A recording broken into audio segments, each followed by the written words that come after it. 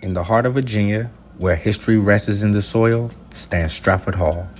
But before the name of Lee would echo here, lives of the enslaved were weighed on courthouse scales. Scales tilted by laws that protected bondage, not humanity. These were years when freedom was debated, bartered, and denied. For those enslaved, dignity was not granted. It had to be carried silently, held close, and preserved against every storm.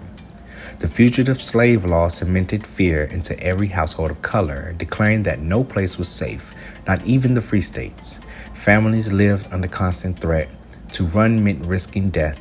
To stay meant a life in chains. Yet, within these shadows, resilience grew. Against injustice, the spirit remained unbroken. Here, on Stratford's lawns, women and men, clothed in the garments of toil, worked in the land, sustained families, and bore witness as America itself wrestled with its conscience. This land became famous as the birthplace of Robert Edward Lee. But it was also the workplace, and too often the prison for hundreds of unnamed people whose labor made this hall possible. Artisans, builders, cooks, and caretakers, generations of skilled enslaved men and women crafted Virginia's plantations into symbols of wealth, even as their own families bore the cost.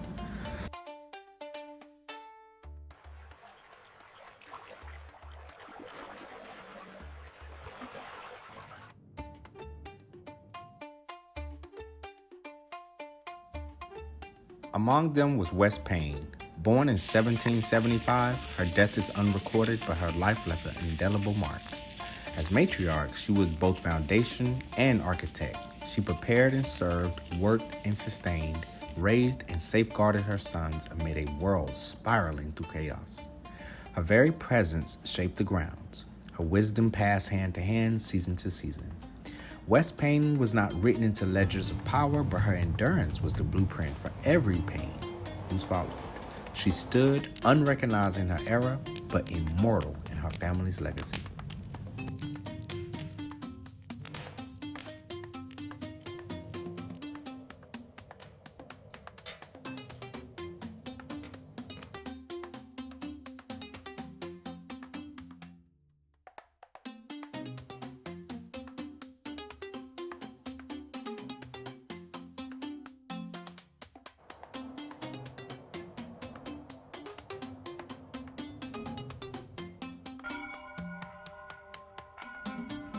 The times were perilous. Politicians debated the laws of capture, legislating the lives of men and women as if they were property. The rebellion of Nat Turner in 1831 brought fear to the enslavers, but courage to the enslaved. A spark that could never be extinguished.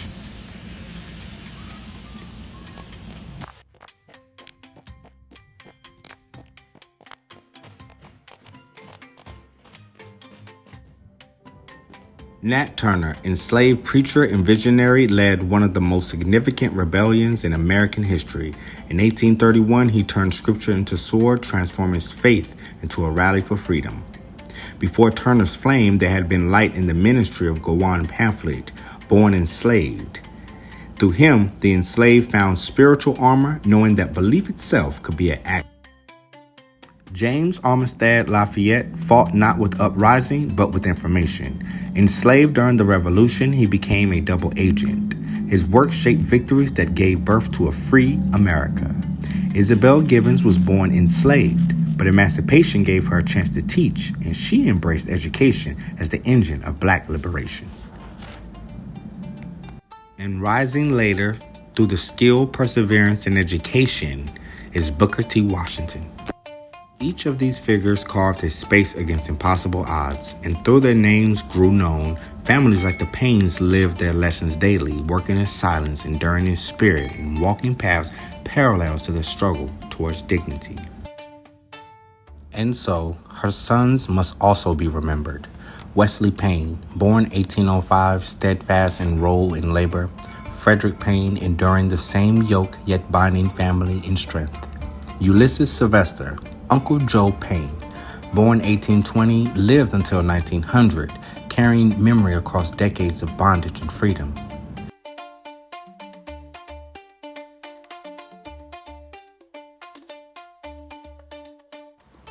And last but not least, William Bill Payne, born in 1833, whose life stretched nearly a century, bridging the world of slavery to the early 20th century. He became the family patriarch, a symbol of survival across eras. By his side stood Hannah Jackson Payne, his wife, born 1810. More than a cook, she was the family's anchor and nurturer, sustaining not only her own household, but generations with food, love, and courage.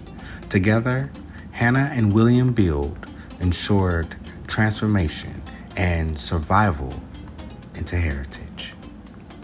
Time passes in seasons across Stratford.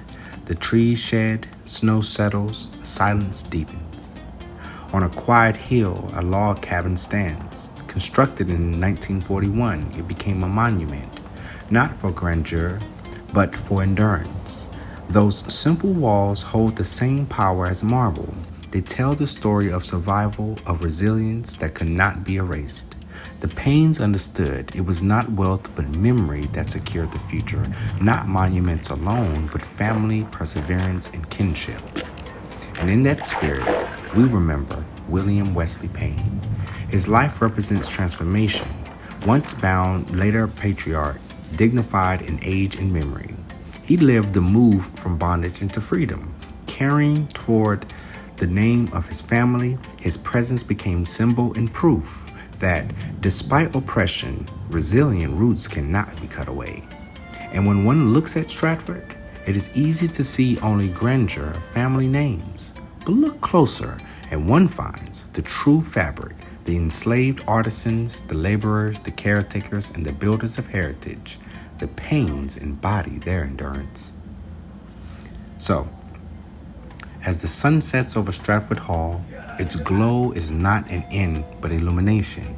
William Bill Payne waves across time. Through him we honor West, her sons, Hannah, and all who followed. Their story is fortitude. Their legacy is work turned into heritage. This is resilience. This is history. This is heritage. Peace.